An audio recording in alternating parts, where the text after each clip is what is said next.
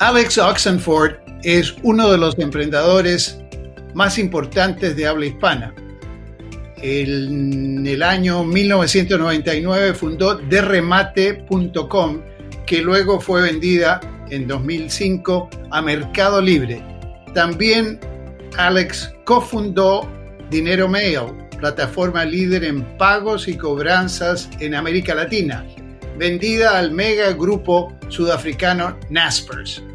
Después vino OLX, plataforma líder de clasificados online en India, en Brasil y en otros mercados emergentes, que Alex cofundara en 2006 y que liderara por casi una década.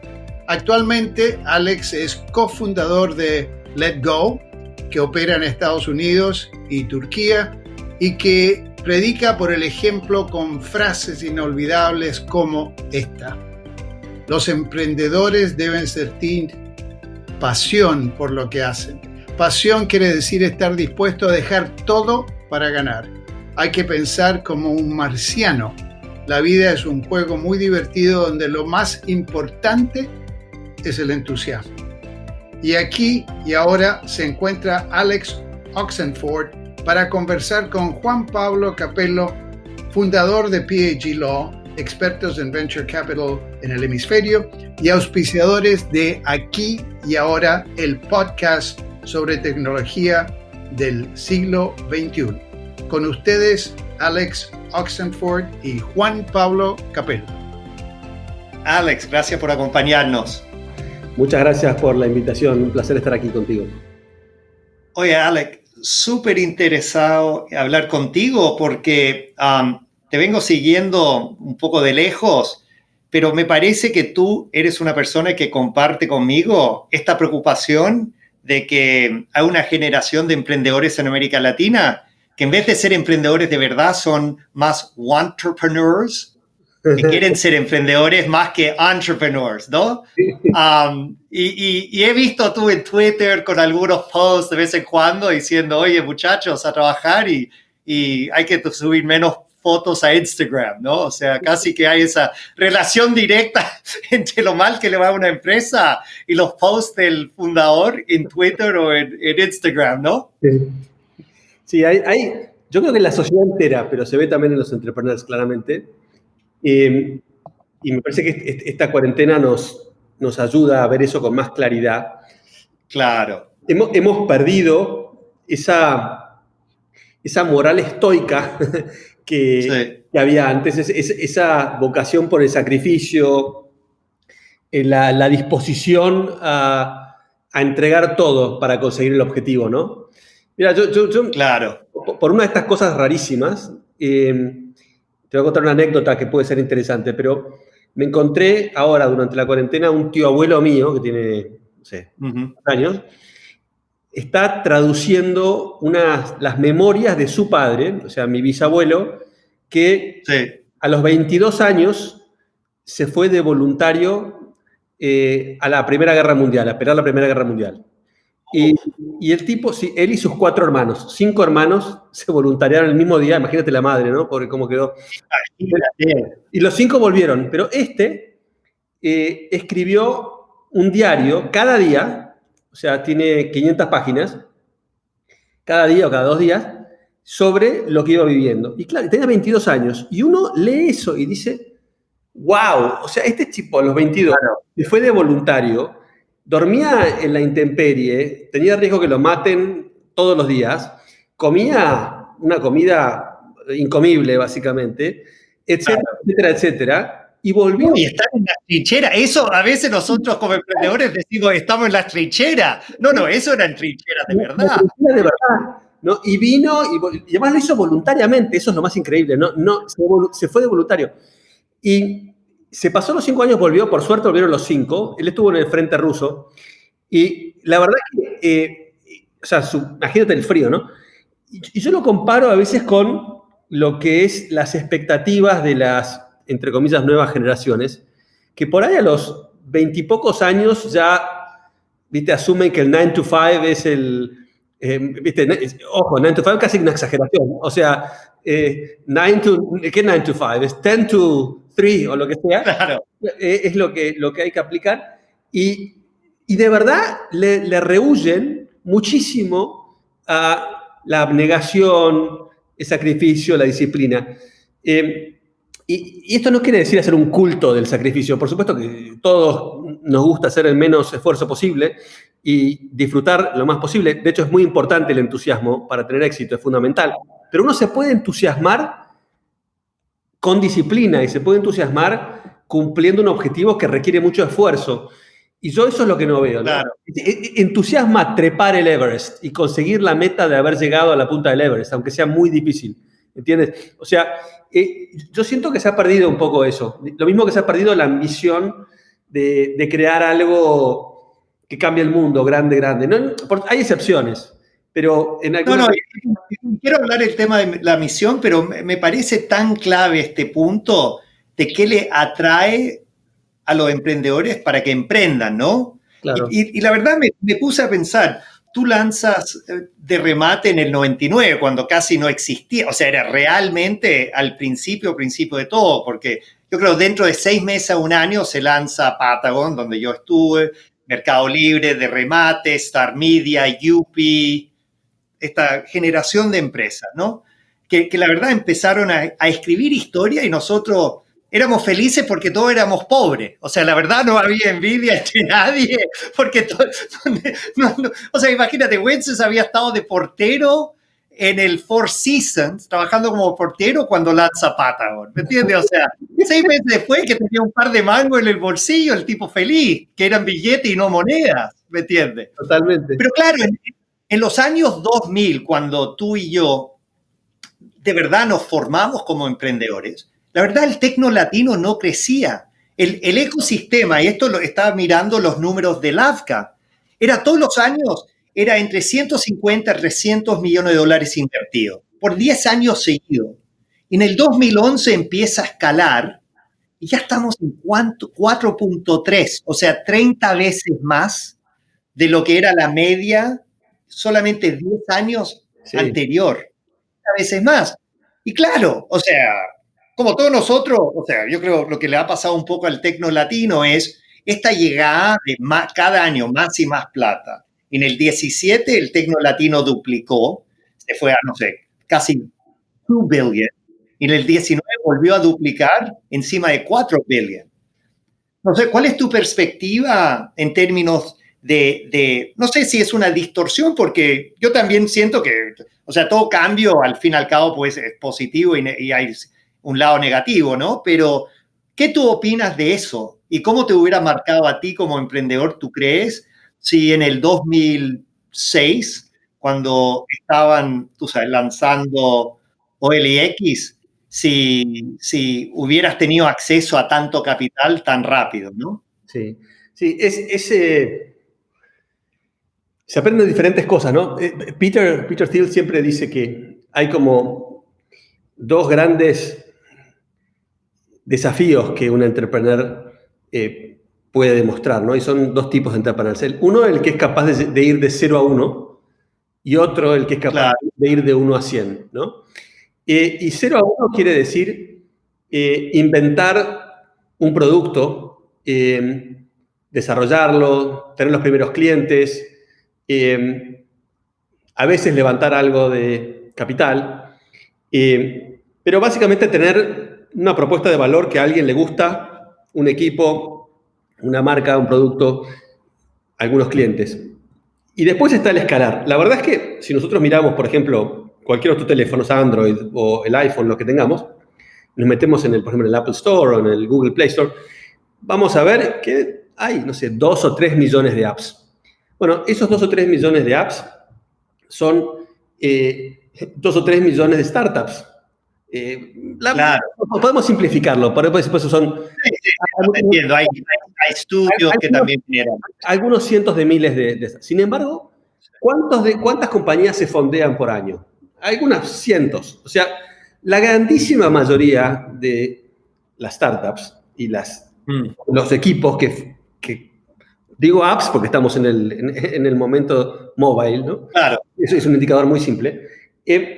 La mayoría de esas apps nunca tuvieron y van a tener fondeo. Y la mayoría, by the way, casi no tienen uso, ¿no? Entonces, creo que la clave como entrepreneur es encontrar, y es difícil y muy pocas veces se da, ese tipo de oportunidades que a la misma vez pueden escalar mucho y que uno, bueno, con el tiempo correcto, ¿no? El right timing, la oportunidad, etcétera, uno es capaz de construir algo que escala mucho, idealmente que no requiere mucho capital para escalar. Eso no es muy frecuente, pero no. existen los casos. Y como decías, mira, esto cambia muchísimo. Te hablas del 2006. En el año 2000, por ejemplo, hubo bastante capital disponible antes de que explote la burbuja. Claro. Pero ahí también siempre hay cierta... Pero es casi como le faltaba, había para nosotros muchísimo capital. Pero acuérdate, el fondo de Susan Segal, de Chase Capital, era un fondo de 100 palos verdes. O sea, el día de hoy tenemos SoftBank con un fondo de 5 a 10 mil millones. ¿Me entiendes? O sea, claro, rondas grandes, ¿te acuerdas? Era una ronda de 20 millones de dólares. Era una ronda casi fuera de lugar. Sí, la primera ronda de remate fue de 11 o 12 millones de dólares y fue enorme en ese momento.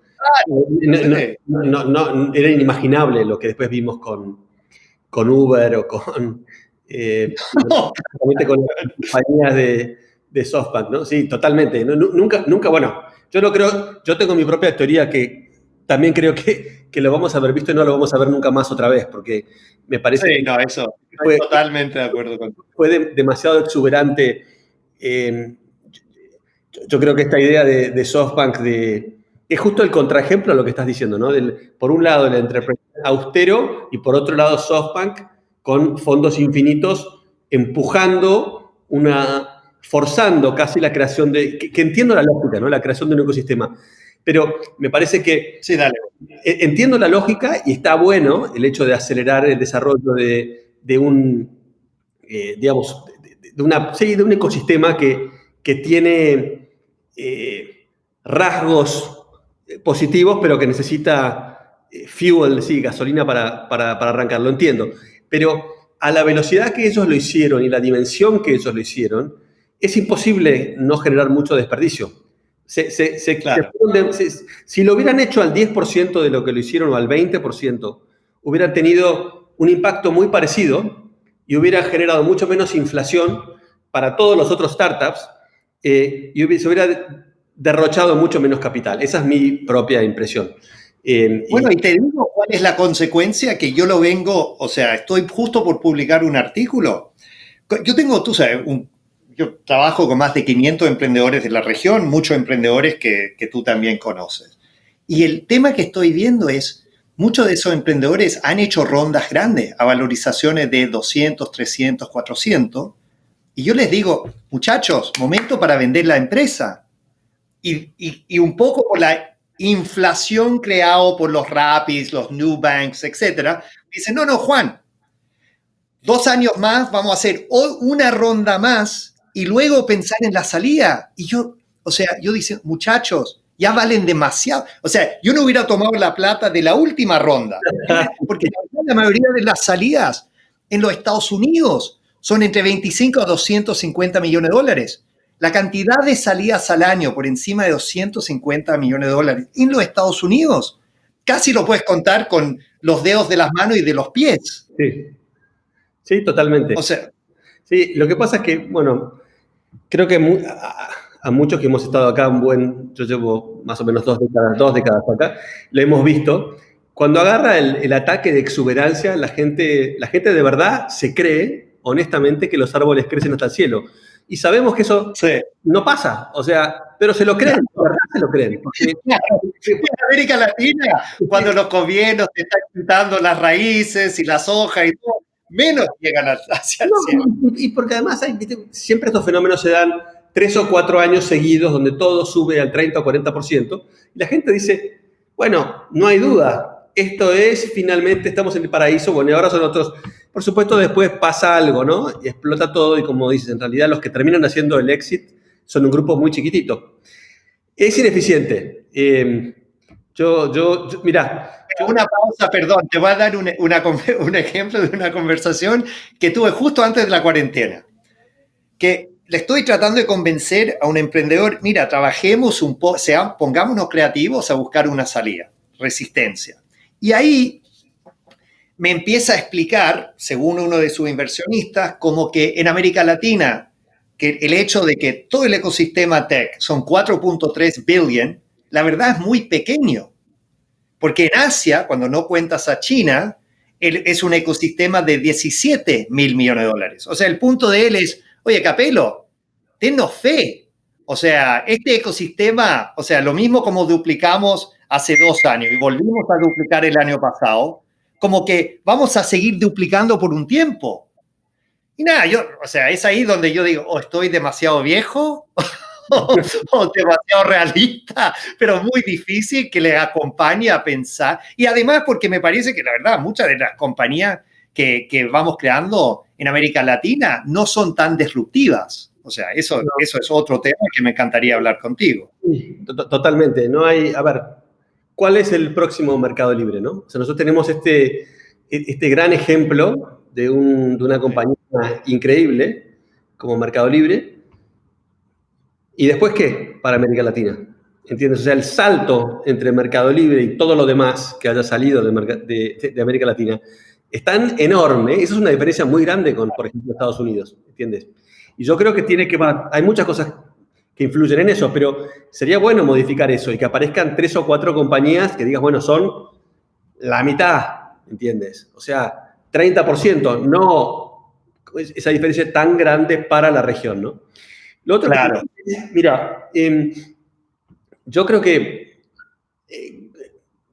no lo sé, pero tengo la expectativa que COVID ha cambiado un poco los tiempos. O sea, por un lado, nosotros sentimos esta percepción de que el tiempo se frenó. Viste que todo el mundo dice, bueno, siento que todos los días son iguales, que hay como menos, es como un slow motion, ¿no? Sí. Pero por otro lado, en algunas cosas se han acelerado. O sea, el ratio de adopción, o sea, el crecimiento nuevo de usuarios para muchas compañías, por ejemplo, de e-commerce, es 50 veces más alto que lo que fue el promedio en los 10 años anteriores. Si yo agarro los últimos 3 meses. O sea, en los últimos 3 meses, 50 veces más rápido que los 10 años anteriores en promedio. Por eso, ¿tú sabes por qué te sigo en Twitter? Porque me encanta, o sea, tú eres una de la gente que, o sea, te das una opinión y siempre pones un números, gráficos, etcétera. Y como estás viendo, a mí me gusta citar números, no hablar al peo, al aire. Y vi esa estadística donde mostraste ese gráfico que la adopción de e-commerce, exacto, o sea, subió de 5 a 15% en 10 años, en 8 semanas subió de un 15 a un 28%. Exacto, sí, creo que... Esa expresión, claro, esa expresión de que hay décadas que nada pasa y hay semanas que décadas pasan. Bueno, o sea, ese gráfico... Claro, por eso es muy, muy claro, ¿no? Bueno, entonces esas cosas pasan. Entonces, por supuesto que este tipo de escenarios muy únicos dan espacio a que las valuaciones las sigan. Y es posible que algunas compañías que estén en el lugar correcto, con la propuesta de valor adecuada, tenga un salto de evaluación así también, fenomenal, no sé, 2X, 3X.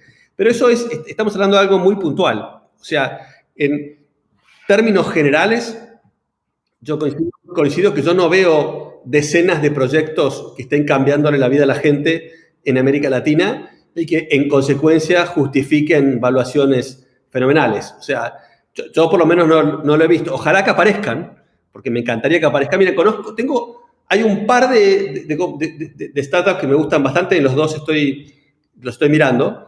Uno puedo decir el nombre, el otro no, pero uno es en Muba, que es nuevo también, con una cultura, tiene un entrepreneur muy bueno, que se llama Antonio Migliore, que viene del mundo offline. Había hecho algo online en el .com bubble, pero después se dedicó a la logística offline, fundó una compañía como entrepreneur y ahora volvió al mundo online.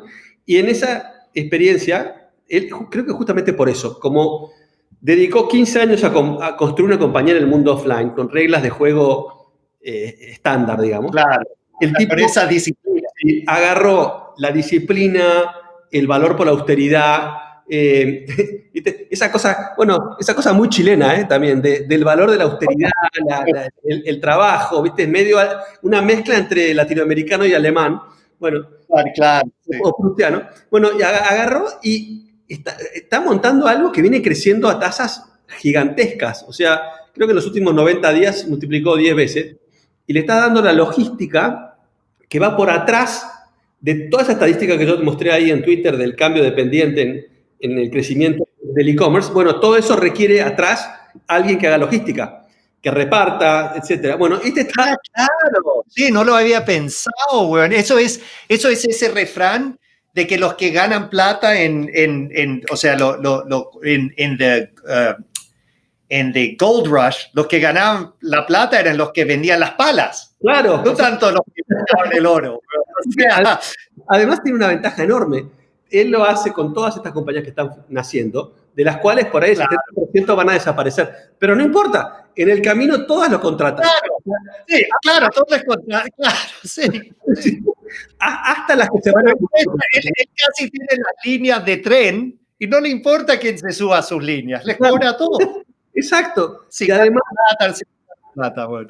Y tiene alguna gente muy buena, científicos que han optimizado el software para manejar la logística bien y demás, que uno pensaría es algo de, ya a esta altura todo el mundo debería saber cómo optimizar un viaje, ¿no? Porque, o sea, con toda la cantidad con Amazon dando vueltas y Walmart y todo el resto. Sin embargo, uno se sorprende, siempre todo es mejorable, porque siempre todo es mejorable.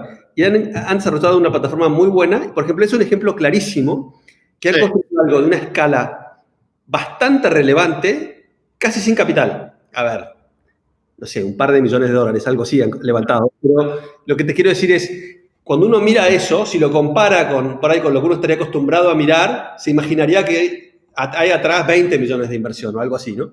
Entonces, existen esos casos, pero la mayoría son los otros, los de evaluaciones demasiado rápido, con productos que no están muy probados y con unas aspiraciones de hacerse rico demasiado rápido. Yo creo que las cosas tienen su tiempo, ¿sí? y que es normal y es lo deseable, además, que las cosas lleven por lo menos, te diría, 6 o 7 años antes de un éxito. Claro. Algunos me van a matar, si 7 años trabajando para... claro. Es una tortura, como 7 años. Te dicen, 7 años no es nada. O sea, para construir algo de verdad, que permanezca, que perdure, que esté para siempre, ¿no? Y que cambie la vida de la gente. Claro. Y lo que me encanta charlando contigo es, has ocupado esa frase cambiándole la vida a la gente varias veces. O sea, una cosa cuando miro con De Remate, Dinero Meo o LIX, han sido proyectos que, o sea, han sido apuntados a un público que es una masa de quienes somos en América Latina. Porque un tema que me ha preocupado por muchísimos años es que muchas de las compañías que se van construyendo en la región son compañías como resolviéndole los problemas a la gente más adinerada. Sí, yo no digo que necesariamente apuntar a la gente más pobre, pero por lo menos esa gente de clase media baja hasta clase media que representa el gran poder adquisitivo en la región.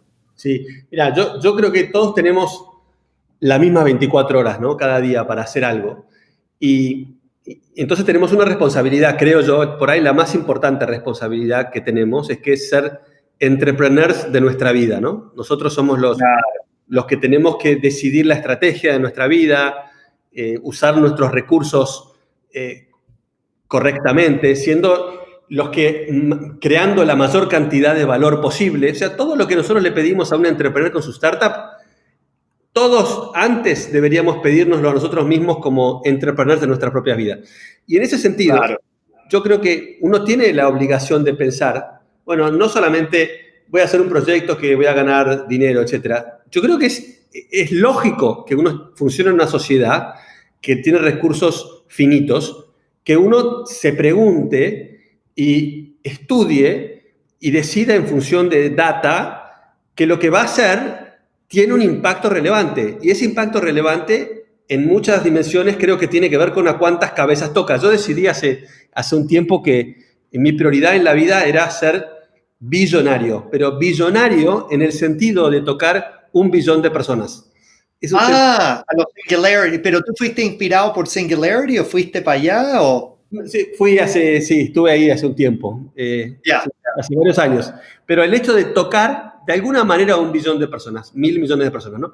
Y yo creo que todavía no llegué, pero no estoy demasiado lejos. Estás en camino. O sea, tú por lo menos me saco el camino, estás en camino. Mira, la línea que va y que atraviesa de remate OLX y Let Go, y también en diagonal Dinero Mail, es que en todos los casos hay varias cosas en común. Primero, fueron proyectos masivos, o sea, para toda la gente. Claro. Por eso en todos los casos, por ejemplo, hemos hecho publicidad por televisión, porque llegamos al público masivo. Uno solamente puede hacer publicidad por televisión si le apunta al público general. Si no, es un disparate porque estaría tirando el dinero. Segundo, y esto también creo que es muy importante, siguiendo esa línea de verdad pensar el impacto que uno quiere tener y que puede tener.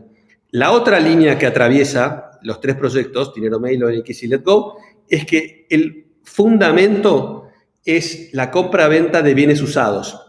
¿Por qué es importante esto? Porque cuando uno está creando, nosotros no solamente tenemos la transacción, sino que estamos creando un nuevo producto bruto interno alternativo, porque el producto bruto solamente incluye, el PIB, solamente incluye las transacciones que se fabrican, los productos que se fabrican y después se consumen y toda esa economía. La economía del usado no está contabilizada en ninguna estadística pública, que es otro tema, by the way.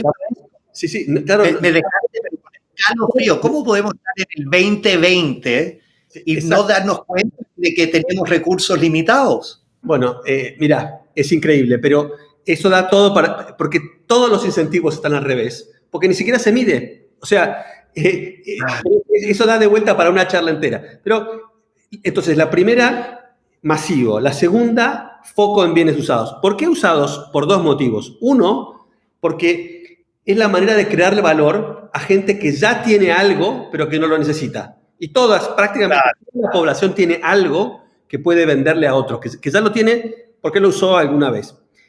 Pero además, y es la otra rama importante, creo yo, a incluir siempre en el algoritmo ese de Entrepreneur, donde uno decide qué hacer, es el impacto en el ecosistema más amplio, en el planeta.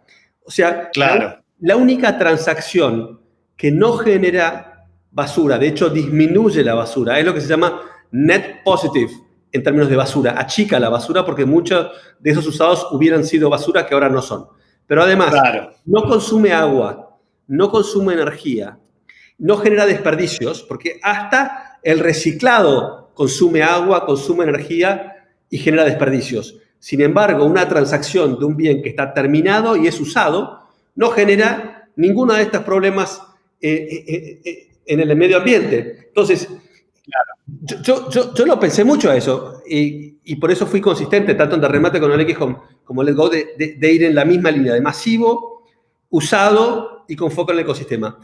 Cuando uno lo ve así, empieza a decir, bueno, claro, imagínate cuánto mejor estaríamos si, y yo no sé si estas compañías, o sea, se podrían haber fundido y no pasa nada, es normal fundirse cuando uno es entrepreneur, la mayoría de los proyectos se funden, pero más allá de que no es un problema fundirse y arrancar otra vez, lo que sí es un problema es tirar recursos limitados tontamente. Entonces, si esos mismos recursos los pudiéramos usar en proyectos de los que también una parte se fundirá y otra tendrá éxito, pero que tienen en cuenta los stakeholders un poco más ampliados y tienen en cuenta el nivel de impacto con una approach un poco más holístico, bueno, yo creo que al final el capital social que vamos a generar va a ser mucho más grande. Pues yo creo que los entrepreneurs en el mundo de hoy son casi igual de importantes, o a veces más importantes que los estados. Ahora COVID cambia eso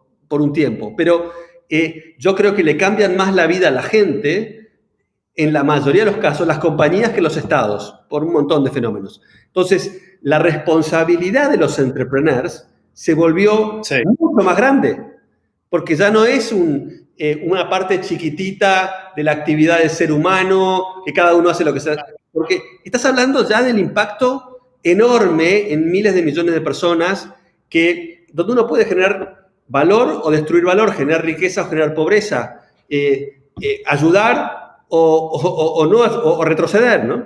Y por eso tienen que pensar muchísimo antes de hacer lo que están haciendo, porque son muy relevantes en este momento. No, y mira, cuando te pones a pensar, la economía solamente hay 3 jugadores en toda economía. Es el gobierno, las empresas grandes y los pymes. Y cuando miras, o sea, yo no creo que el gobierno, en términos de empleo, innovación, etcétera, nunca va a ser, tú sabes, el motor de esa beta. Perfecto. En los Estados Unidos, y no me cabe duda que en América Latina debería ser lo mismo, en los últimos 50 años, las 500 más grandes empresas de los Estados Unidos, que obviamente van variando en el tiempo, han sumado exactamente 0 nuevos empleos a la economía. O sea, en 50 años, hace 50 años, agarrar las 500 empresas más grandes, sumar a todos los empleos que tenían, no sé, 20 millones de empleos.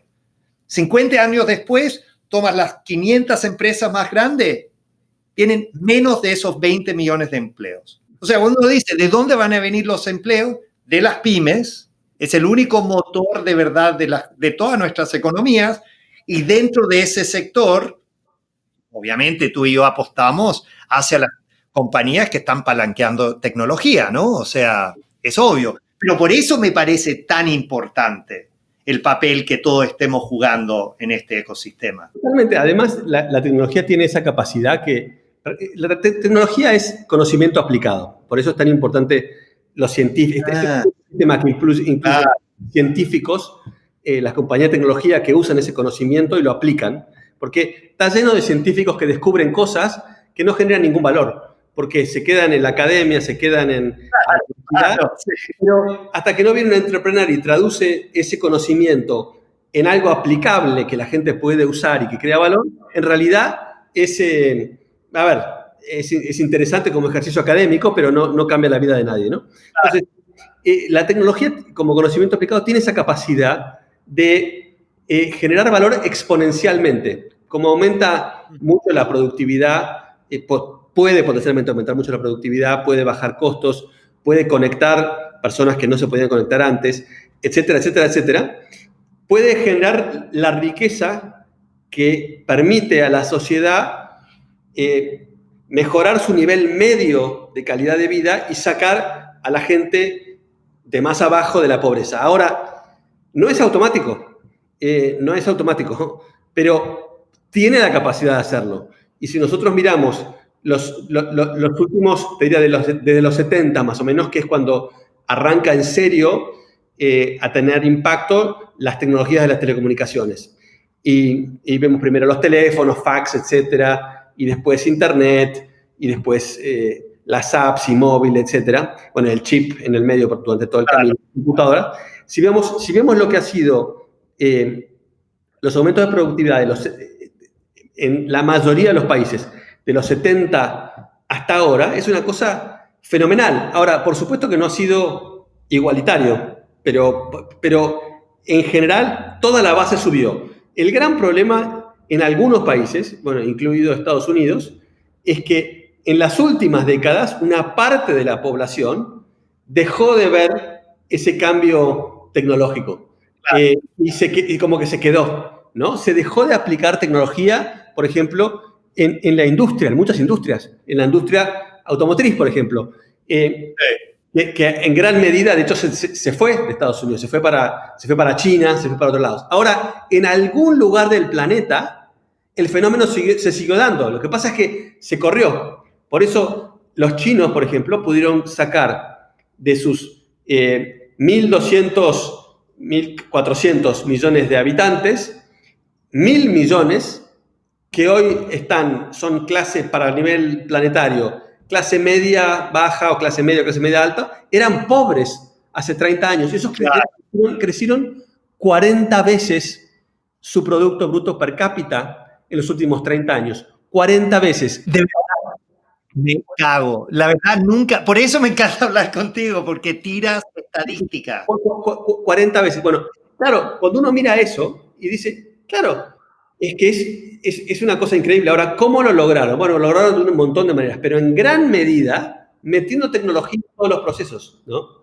Entonces, ¿qué es lo que había pasado? También en una medida importante, es otras tecnologías, pero en Occidente, entre la primera revolución industrial y ahora, que ahí es cuando se despegó. Es que Occidente, en Europa y, bueno, y después Estados Unidos, hasta la primera revolución industrial, era bastante más pobre que Asia, que China, que Japón, etc. Y despega totalmente, se despega, pero llega a tener un Producto Bruto Per cápita 10 veces más alto en promedio en 100 años. Esto en realidad empieza en el Renacimiento. El Renacimiento ya empieza el despegue, pero se acelera muchísimo con la Revolución Industrial. Claro. Y lo que pasó en las últimas décadas es que toda esta tecnología, nuevas tecnologías evidentemente, bueno, fueron adoptadas mucho más inteligentemente en Asia que en Occidente, ¿no? Las hemos, no ha tenido, Peter Thiel también siempre dice, ¿no? Que creíamos que íbamos a tener autos voladores y terminamos con Twitter, o sea, ¿no? O sea, sí, eso está. Que me encanta Twitter, pero la verdad que, ¿por qué todavía no vivimos 400 años? O sea, claro. La verdad es que si hubiéramos puesto el foco en serio como sociedad planetaria en resolver varios de los problemas de la salud de la gente, ya hubiéramos estirado mucho más la vida de las personas. Y creo que esto del COVID va a generar unos cambios muy grandes en cómo se piensa la salud y ya van a empezar a aparecer. Y la tecnología va a tener mucho que ver con eso, porque quedó muy en evidencia que es un sistema, todo el sistema de salud, por ejemplo, es un sistema muy caro y muy ineficiente y basado en miedo. Como en la que todo el mundo le cree al médico, tiene miedo de morirse, se generan los incentivos para que sin data y con una delegación total de decisión en un sistema de salud que ha mejorado, pero podría mejorar muchísimo más, estamos todos básicamente entregados a una caja negra tremendamente ineficiente. Y yo creo que una de las patas grandes de la tecnología hacia adelante va a ser una revolución enorme en cómo funciona la salud. Que por supuesto la biotecnología va a tener mucho que ver, etcétera, etcétera. Pero vas a ver que va a ser un cambio, se va a reinventar. Porque esto del COVID puso en evidencia que el rey estaba desnudo, digamos, ¿no? Que nosotros creímos que ya estábamos del otro lado, que teníamos una salud increíble, que esto, que otro. Un desastre la salud. Ya vamos a ver. También muchas industrias se van a revolucionar. Vas a ver, los próximos años las próximas 2 décadas van a ser muy buenas. Muy buena, o sea, pero esos cambios vienen, o sea, un poco. El escudo de Chile dice por la razón o por la fuerza. O sea, lo que estás diciendo casi que por la razón no pudimos y ahora tiene que ser por la fuerza. Pero es de vuelta el gráfico ese del cambio de tendencia. Yo creo que, mira, algo grande que empezó a pasar y que yo creo que uno de los grandes mensajes que este retiro forzado de 3 meses, retiro espiritual forzado de 3 meses que todos hemos tenido, o la prisión domiciliaria de 3 meses o lo que fuera, pero que nos hizo mirar para adentro y para afuera, una de las cosas grandes es que nos ha enfocado en dónde hay cosas superfluas y que lo superfluo no es relevante y que la grasa famosa hay que sacarla. Bueno, cuando la sociedad entera se empieza a dar cuenta de eso, y lo vas a ver en las decisiones de la gente, que no va a gastar más en muchas cosas que son superfluas, que son una reacción a una cultura exagerada de consumismo y a un esquema de publicidad que es casi un brainwash. Bueno, cuando la gente se despierta un poco y empieza a usar sus recursos inteligentemente en cosas que de verdad generan valor, vas a ver muchas cosas cambiar. Yo creo que en muchas dimensiones se va a reinventar muchas industrias en los próximos 20 años por este cambio de conciencia que se está dando. Es una visión optimista, ¿no? También hay otros escenarios. Yo creo, mira, esto es como una guerra. Sí.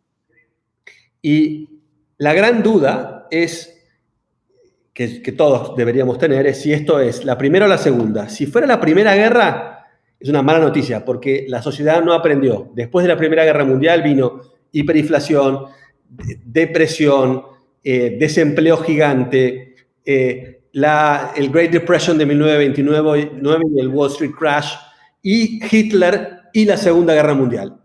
Después de como si fuera poco. No sirvió para nada eso. Ahora, la Segunda Guerra Mundial generó un refresh totalmente diferente. Y ahí vinieron 70 años de paz global, ninguna guerra grande más, primera vez en la historia que no hay guerra grande entre los principales poderes del mundo, revolución médica gigantesca, 25 años más de vida promedio en África y en Asia, todas las revoluciones tecnológicas de las que hablamos. O sea, fíjate el estado de conciencia, los organismos internacionales, el World Economic Forum, el IMF, el World Bank, todas las organizaciones de cooperación internacionales, todas, las United Nations, todo aparece en serio post Segunda Guerra Mundial. Bueno, yo lo que quiero, mi apuesta es que esto, que es un poquito como una guerra, que nos está sacudiendo y nos está generando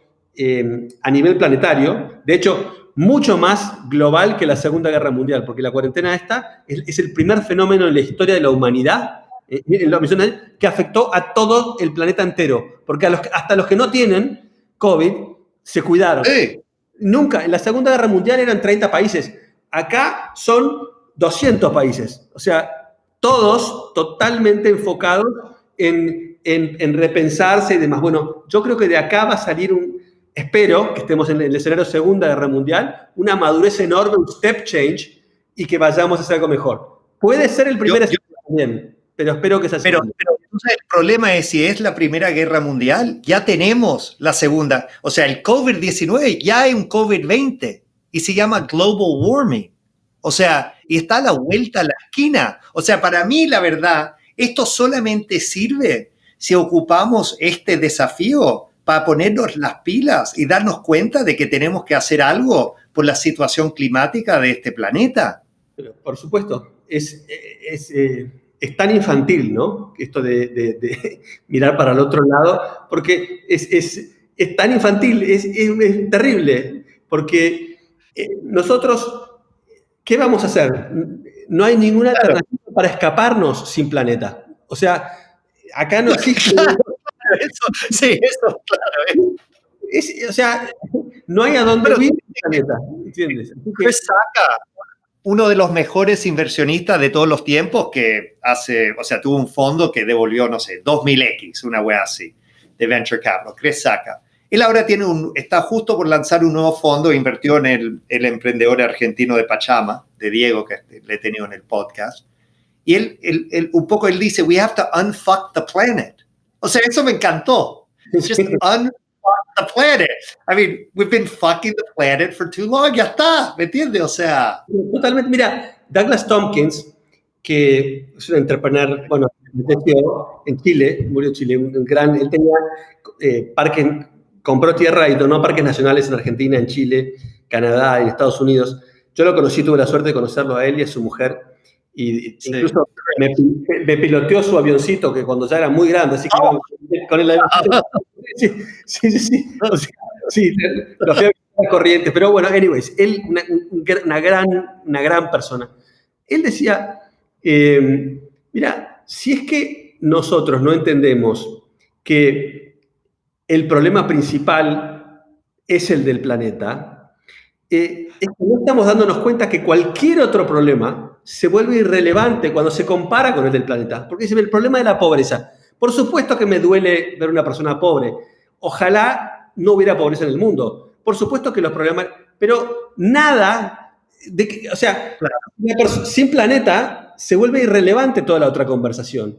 Por eso es tan importante el tema yo creo, de ir a lo usado. Porque todas las iniciativas de arriba para abajo, las iniciativas de los acuerdos entre países, el Tratado de Tokio, todo por donde lo mires, las cosas que hacen en el World Economic Forum y demás, todas muy buenas intenciones. La realidad es que no se logró prácticamente nada, excepto Alemania, un poco los países nórdicos y algunas otras excepciones, la gran mayoría del planeta no se adaptó. Sin embargo, si logramos hacer un cambio de abajo para arriba, donde la gente deja de consumir y empieza a consumir cosas que ya existen, bueno, ahí arreglamos el problema de raíz.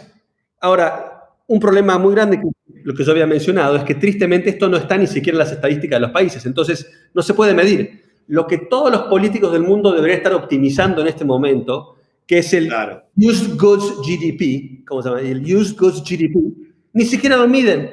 Entonces, nadie se luce por eso, ¿entiendes? Y es una tontería, porque todo el mundo se dice, ¿cuánto creció la economía? Creció, se achicó, si no creció, no lo votamos. Claro, consumimos.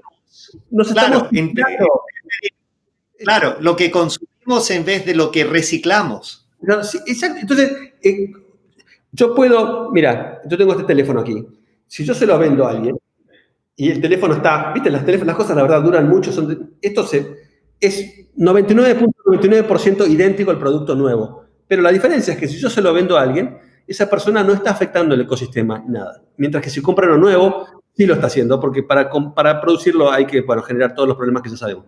Entonces, si yo dijese, bueno, ¿cómo hacemos para que todos de verdad pongamos mucho foco en usar esos 2 GDPs globales de cosas que hay en todas las casas, en los estacionamientos, en los roperos, en los cajones y demás, quietas? Es una revolución fenomenal. ¿Cuántas camisas tienes tú que no usas? ¿Cuántos pantalones? ¿Cuántos zapatos? ¿Cuántos autos hay? Coches que casi no se usan. ¿Cuántas cosas electrónicas? ¿Cuántos teléfonos en cajones? Bueno, si todo eso lo pones a circular, es que ya no hace falta más el tratado de ningún tratado de nada. O sea, se resuelve solo el problema de global warming. Un montón de problemas sociales que tenemos, que tú nombraste, la pobreza, etcétera. Sí, totalmente. Pero bueno, muchos temas para... Oye, la última pregunta. Muchísimas gracias. Me encantó esa frase. Tenemos que ser emprendedores de nuestras vidas. O sea, de verdad, chapó, me encantó. Eso, mis hijas se van a aburrir de escuchar esa frase por los próximos 20 años y siempre te voy a pasar el crédito. Oye, una última pregunta antes de concluir. ¿Qué mensaje le quieres pasar a los hinchas del Tecno Latino aquí y ahora para que mantengan el optimismo y la fortaleza? Que miren adentro de ellos, que este es un momento bueno para hacerlo, y que se den cuenta que depende de ellos. O sea, nosotros tenemos que no tengan miedo, pero que el miedo siempre es externo. Nosotros tememos a algo que está afuera, porque nosotros normalmente no tenemos miedo a nosotros mismos. Entonces, para bajar el miedo hay que mirar adentro, creérnosla, sacar lo que nosotros tenemos para dar y animarse. Todos tenemos... Mira, una cosa que yo aprendí de un maestro japonés que se llama Yasuhiko Genku Kimura, que es un genio, es que todos somos de verdad genios, todos somos genios, pero con genialidades diferentes. La clave más importante para cada uno en la vida es descubrir para qué somos genios. El problema es que el mundo nos estandariza, el sistema educativo asume que somos iguales, entonces a todo el mundo le pide lo mismo, le pide al pescado que suba árboles y al mono que nade. El mono no sabe nadar, y entonces pobre mono, todos le dicen que es un choto, se ahoga el mono, etc. Y el pobre pescado que no sube el árbol también es un estúpido y no sabe y tiene que estudiar más.